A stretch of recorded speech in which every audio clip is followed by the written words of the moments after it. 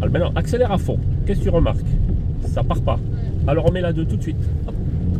Et voilà. N'accélère pas trop fort parce que comme il pleut, c'est mouillé, tu risques de patiner. C'est ce qu'on a fait, on a un peu patiné. C'est ce qu'on appelle le burn. Tu accélères, tu relâches vite l'embrayage, la voiture elle fait un burn. Avec les roues avant, ça patine. Bon alors, qu'est-ce qu'on a remarqué? En troisième, ça partait pas. Tu as vu la différence avec la 2? La 2, il y a de la puissance. Donc, premier principe, la première est plus puissante que la 2. La 2 est plus puissante que la 3. La 3 est plus puissante que la 4, etc. jusqu'à la 6.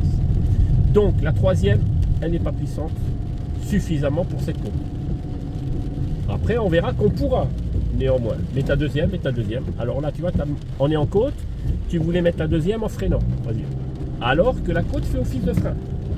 Donc ici, dans ce cas, tu étais quasiment presque à l'arrêt. Tu n'as pas besoin forcément de freiner en côte. Donc tu rétrogrades de 3 à 2. Alors maintenant, on va faire la descente. Pilote-toi à droite. Alors bien sûr, je te donne plein d'explications. Moi, je préfère rouler plutôt que de m'arrêter. Pour que tu pratiques. Troisième. Voilà. Les explications, tu les reverras. Si tu n'as pas bien compris, tu les reverras sur la vidéo. D'accord? Relève l'embrayage. Alors maintenant, on va faire un test. Si tu débrayes à fond sans freiner, tu es en troisième, débraye à fond. On est en descente, qu'est-ce qu'elle fait la voiture? Est-ce qu'elle ralentit? Elle va beaucoup plus vite, regarde. Tu trouves pas qu'elle va vite? Oui, elle accélère. Donc, qu'est-ce qu'il faut faire? On freine.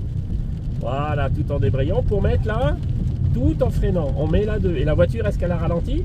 Relève l'embrayage maintenant, et là tu lâches le frein. Donc, on a vu la montée, il faut rétrograder en 2. On a vu qu'on descend. Pour rétrograder, il faut freiner. Si on freine pas et on débraye seulement, on appelle ça roue libre. Et la voiture prend de la